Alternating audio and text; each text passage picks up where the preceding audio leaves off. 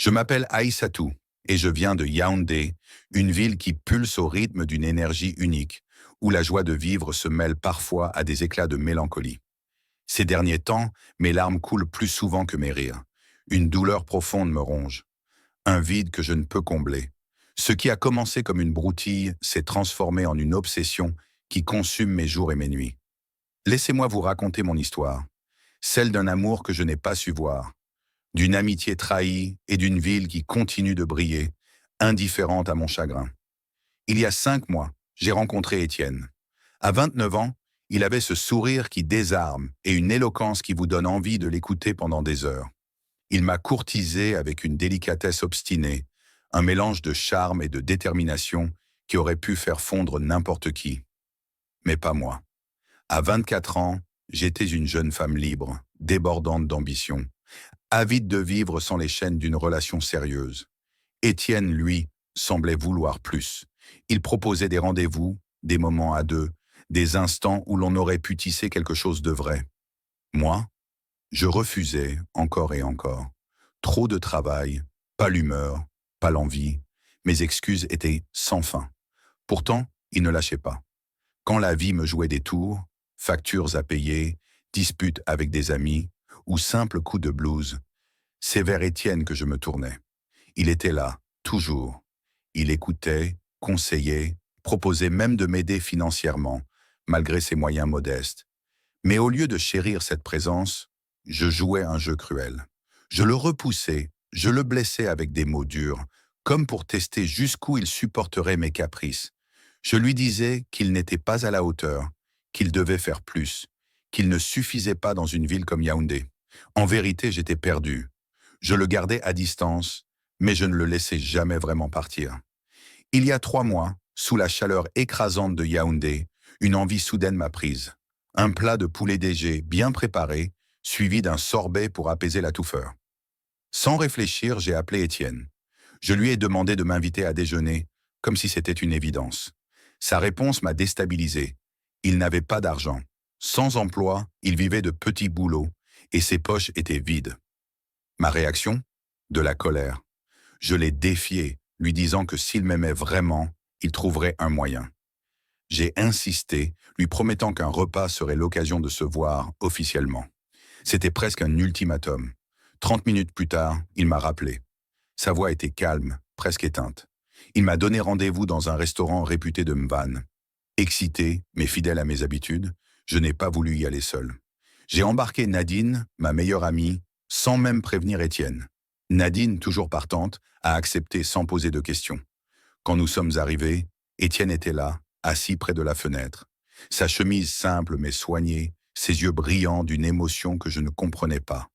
Son sourire s'est crispé en voyant Nadine. Avec retenue, il m'a fait remarquer qu'il n'avait pas beaucoup d'argent et que je ne l'avais pas prévenu de sa présence. Agacé, je lui ai répondu qu'un homme devait toujours être prêt, surtout pour une femme comme moi. Je l'ai même accusé de ne pas avoir prévu un budget pour les imprévus. Il n'a rien dit. Il a hoché la tête et commandé pour nous 3. Le repas, poulet grillé, banane plantain, sorbet, était délicieux, mais l'ambiance, lourde. Étienne parlait à peine, répondant à mes questions par des phrases courtes. Nadine, mal à l'aise, triturait son téléphone pour combler le silence. À la fin, il a payé l'addition. 16 000 francs CFA, une somme qu'il avait dû réunir au prix d'un effort immense. Puis il est parti, sans un mot de plus. Nadine m'a dit qu'il était étrange, trop silencieux. J'ai haussé les épaules, pensant qu'il boudait. Mais après ce jour, tout a basculé. Étienne a cessé de m'écrire. Mes messages restaient sans réponse, ou il répondait vaguement, comme s'il voulait couper les ponts. J'ai essayé de lui demander de l'argent, comme avant, mais il m'ignorait. J'étais furieuse. Comment osait-il me rejeter après tout ce qu'on avait partagé? Je me sentais abandonnée, mais je refusais de l'admettre. J'ai décidé de le laisser tranquille, convaincu qu'il reviendrait. Il y a 2 semaines, ma vie s'est effondrée. Dans un taxi, en route pour le marché de Mélène, je les ai vus, Étienne et Nadine, ensemble, sortant d'un supermarché chic près de Bastos. Ils riaient, complices, comme un couple amoureux.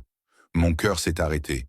J'ai appelé Étienne, la rage au ventre, pour lui demander où il était. Il m'a répondu qu'il était occupé et a raccroché. J'étais hors de moi. J'ai enquêté, interrogé des amis, observé, écouté. La vérité m'a frappé comme un coup de poignard. Étienne et Nadine sortaient ensemble depuis 2 mois. 2 mois. Pendant que je me morfondais, pensant qu'il m'avait simplement oublié, il était avec elle. Étienne avait trouvé un nouveau travail, un poste stable qui lui offrait une vie meilleure. Et Nadine, ma prétendue meilleure amie, était là, à ses côtés, profitant de tout ce que j'avais rejeté. J'ai confronté Nadine. Tremblante de colère, je l'ai appelée et lui ai tout déversé. Elle n'a pas nié. Au contraire, elle m'a répondu avec un calme glacial. Elle m'a dit que je n'avais jamais aimé Étienne, que je l'avais traité comme un jouet, que je ne méritais pas son attention. Elle m'a accusé d'avoir été égoïste, de l'avoir humilié au restaurant, de ne penser qu'à moi. Ces mots m'ont transpercé. Elle a conclu qu'Étienne était heureux avec elle et que je devais les laisser en paix. J'ai raccroché, les larmes aux yeux. Depuis, je ne suis plus la même. Mes nuits sont hantées par les remords. Étienne me manque, pas seulement l'homme qu'il est devenu, avec son nouveau travail et sa confiance, mais celui qu'il était avant, celui qui m'écoutait, qui faisait tout pour me plaire, même quand je le repoussais. Je réalise maintenant que je l'aimais, à ma façon. Je l'aimais, mais je ne l'ai pas vu.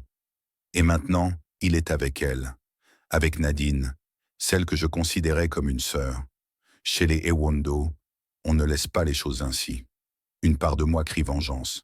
Je veux qu'ils paient, tous les deux. Je veux que Nadine sache ce que ça fait de perdre quelqu'un qu'on aime. Je veux qu'Étienne regrette de m'avoir abandonné. J'ai imaginé des plans sombres, rumeurs, confrontations publiques, stratagèmes pour les séparer. Mais au fond, je doute. Est-ce que cela me rendra heureuse? Est-ce que cela ramènera Étienne? Je me sens seul. Mes amis me disent de passer à autre chose, de trouver quelqu'un d'autre. Mais c'est plus facile à dire qu'à faire. Yaoundé est immense, mais mon cœur est petit et il est brisé. Je repense à ce repas à Mmvan, à la façon dont Étienne m'a regardé, comme s'il voyait à travers moi. Peut-être avait-il déjà compris que je ne serais jamais celle qu'il voulait.